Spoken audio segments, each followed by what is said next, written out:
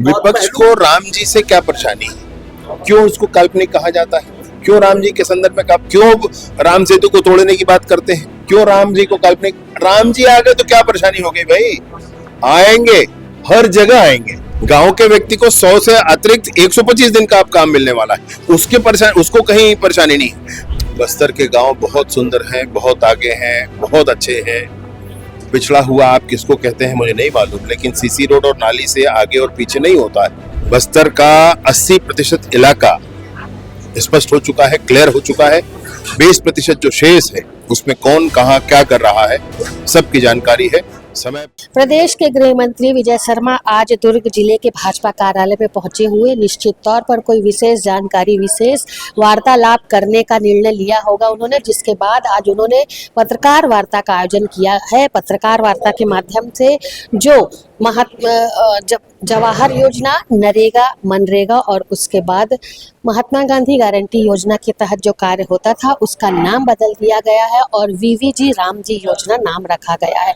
नाम जब रखा गया है तो किस तरीके की ये योजना होगी, किस तरीके से काम होगा, इसी विषय को लेकर के गृह मंत्री विजय शर्मा दुर्ग जिले में पहुंचे हुए। आइए सुनते हैं कि किस तरीके का विकास इस योजना के तहत आगामी दिनों में देखना होगा, क्योंकि भारतीय जनता पार्टी शुरू से सबका साथ और सबका विकास की बातें करती है। तो क्या इस योजना के तहत भी विकास होगा और आगामी दिनों में जो विकसित भारत की बात कही जाती है तो भारत की तस्वीर कुछ बदली नजर आएगी, ये देखना होगा। तो चलिए चलते हैं, सीधे विजय शर्मा जी से जुड़ते हैं और क्या कुछ जानकारी वो पत्रकारों तक पहुंचाते हैं, वो जानकारी हम आप तक पहुंचाने का प्रयास करते हैं। बीबी राम जी के संदर्भ में एक बात जरूर कहना चाहता हूं कि ये विकसित भारत, विकसित गांव की संकल्पना के आधार पर लिया गया एक बड़ा निर्णय है जो देश ने लिया है।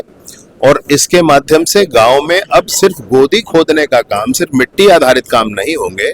इसके माध्यम से अब गांव के इंफ्रास्ट्रक्चर डेवलपमेंट के लिए भी काम होगा। इंफ्रास्ट्रक्चर डेवलपमेंट में मैं आपसे कहना चाहता हूं कि इकोनॉमी एक्टिविटी जो गांव की है, पशुपालन है, जिसमें बकरी पालन है, मुर्गी पालन है, मछली पालन है और सुअर पालन है, और विशेष रूप से गौवंश के पालन के लिए भी, संवर्धन के लिए भी काम इस पर हो सकते हैं।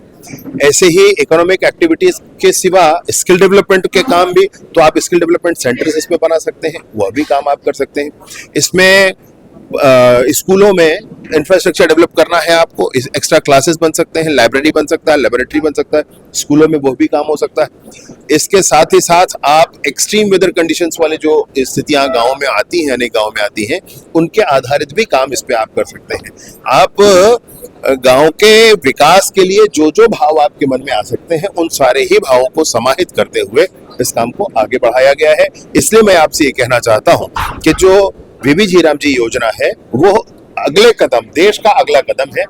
उन्नत भारत के दिशा में दौड़ने वाला गांव हमारा बनेगा, इसके लिए इसको लाया गया है। इसमें फिर से राम जी तो आ ही गए हैं, लेकिन विपक्ष जो है इस पूरे नाम से संतुष्ट नहीं है। विपक्ष को राम जी से क्या परेशानी है? क्यों उसको काल्पनिक कहा जाता है? क्यों राम जी के संदर्भ में क्यों राम सेतु को तोड़ने की बात करते हैं? क्यों राम जी को काल्पनिक? राम जी आ गए तो क्या परेशानी हो गई भाई?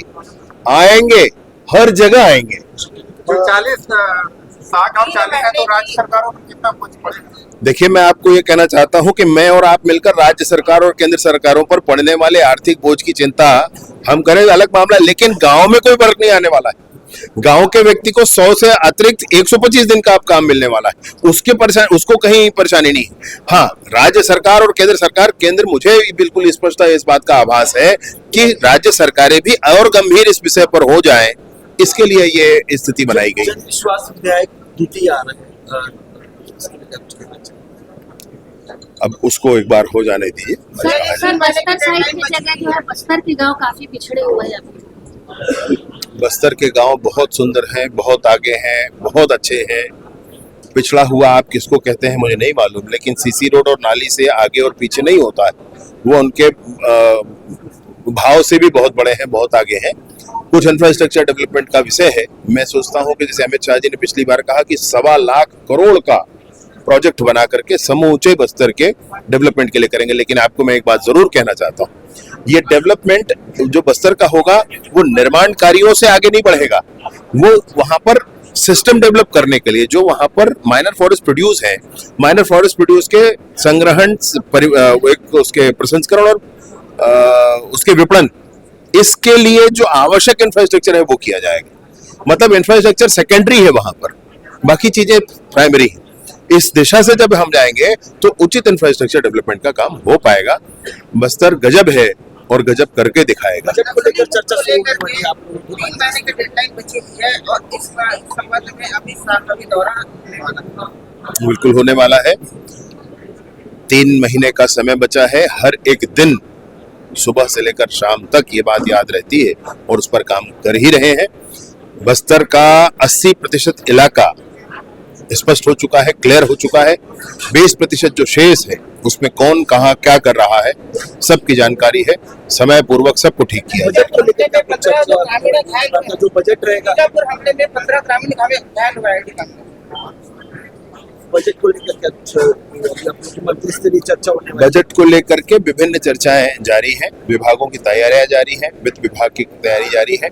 बहुत अच्छा बजट छत्तीसगढ़ में आने वाला है। काम वही और नाम बदला हुआ। जी हाँ, आज विजय शर्मा जो गृह मंत्री भारतीय जनता पार्टी के, वो इसी विषय को लेकर के पत्रकार वार्ता करने दुर्ग पहुंचे हुए थे।